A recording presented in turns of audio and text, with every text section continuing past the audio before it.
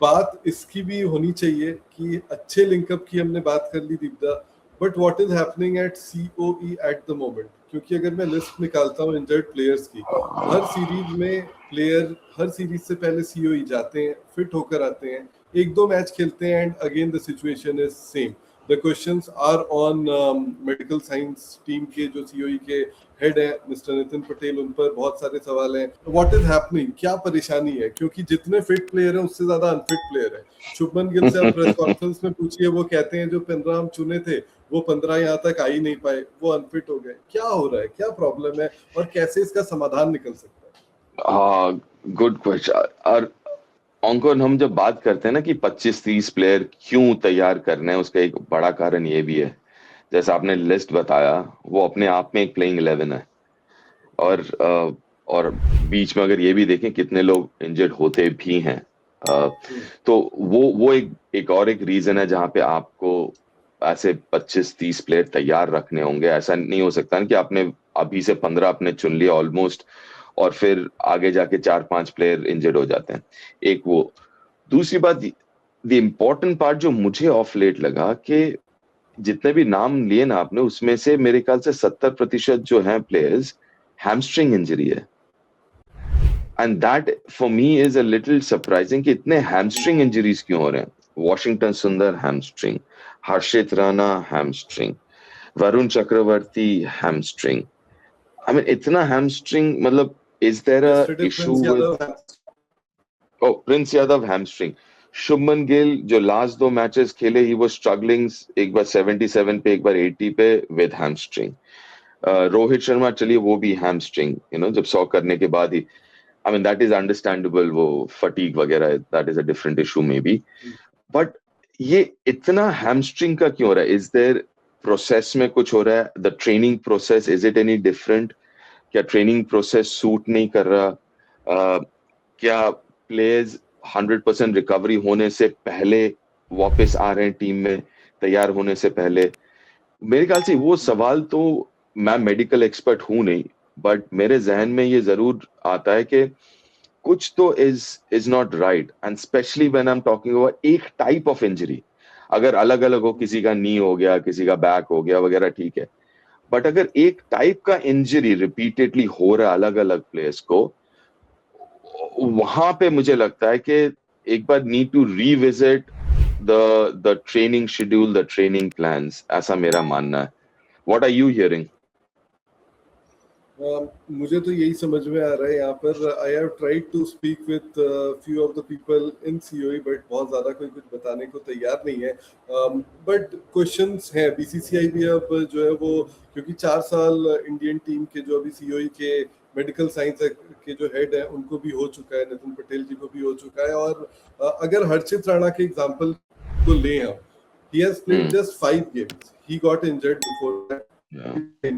लंबे समय से सीओई में थे, और वहां पर जो है वो आपने 5 गेम खेला. बेलफास्ट आए आप, वहां पर आपने खेला, फिर you played in England, and again you couldn't finish the series and you had to go back because of your hamstring injury.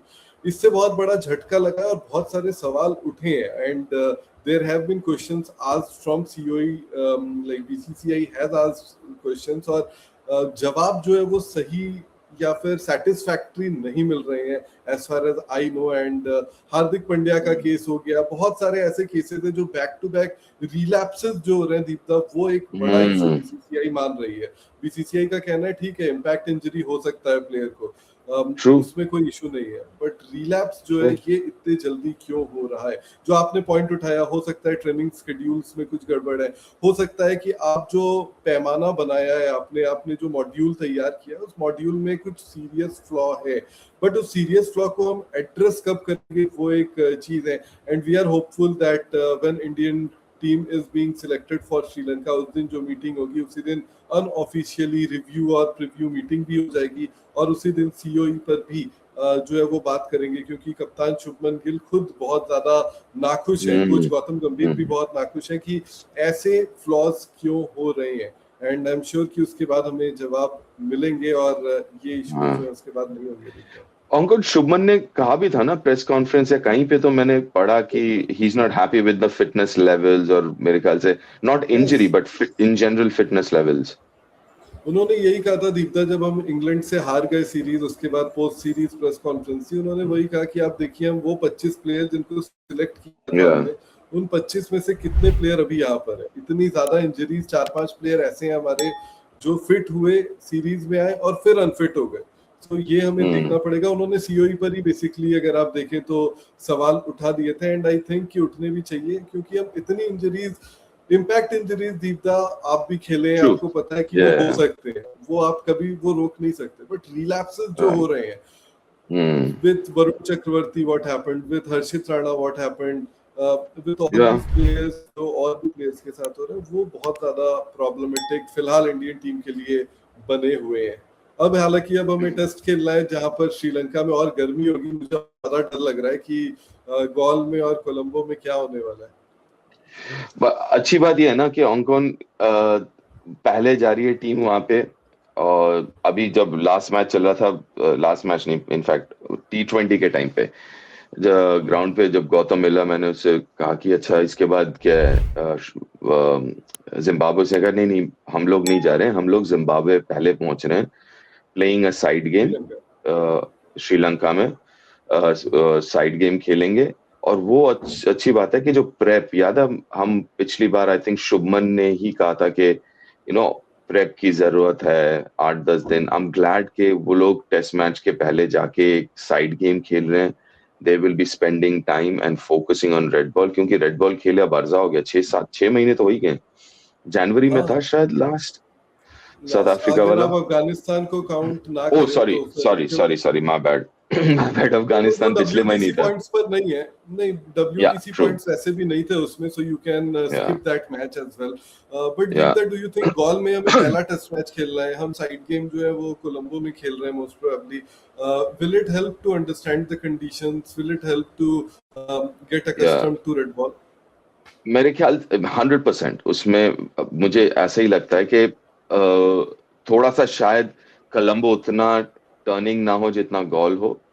अगर अगर गोल मेरे ख्याल से 10 में से अगर आप 8 देंगे तो शायद कोलंबो 6 या 7 होगा। बट होगा तो वही, बेसिक नेचर तो वही रहेगा। सेकेंडली, मेंटली जो है स्विच करना व्हाइट बॉल से रेड बॉल, कुछ लोग जो थोड़ा सा टेक्निकली चेंज करेंगे। अब जैसे साई हो गए, व्हाइट बॉल में थोड़ा सा, अभी रेड बॉल पे कोशिश कर रहे हैं कि सामने जाके ज्यादा खेले स्पिन को।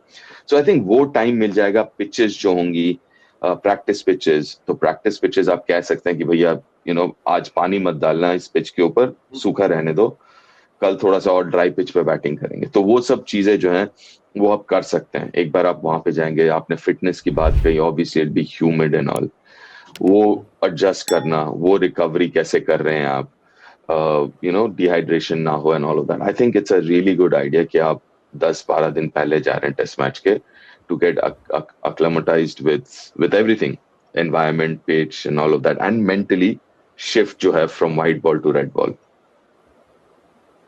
बिल्कुल, देखते हैं क्या होता है। उम्मीद करते हैं जैसे जिम्बाब्वे से सीरीज जीते हैं वैसे ही श्रीलंका से भी जीते, क्योंकि WTC के अगर फाइनल में पहुंचना है, so Indian Yes, team can't lose any test matches from here, and true।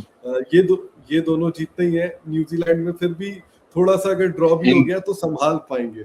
India को मैं बता रहा हूँ अभी, I think if I am not wrong, obviously one of the calculation is के 9 टेस्ट में से 7 मेरे ख्याल से जीतने हैं, ऐसा कुछ है अभी इस वक्त कैलकुलेशन। 9 टेस्ट मैच इस साइकिल में अभी बचते हैं। या that's, I think that's what it is. बिल्कुल, उसमें से एक होम बीजीटी होगी, एक न्यूजीलैंड में आप 2 टेस्ट मैच खेलेंगे, 2 आप श्रीलंका जाकर खेल रहे हैं। देखते हैं क्या होता है, लेकिन फिलहाल डीप पॉइंट को यहीं पर खत्म करने का वक्त आ चुका है। एक बार फिर से मुलाकात करेंगे दीपदा आपसे, और फिर से बात करेंगे, और क्या कुछ हो रहा है क्रिकेट के गलियारों में उस पर बेबाकी से होगी बात। थैंक यू वेरी या much, bye bye. Thank you अंकन।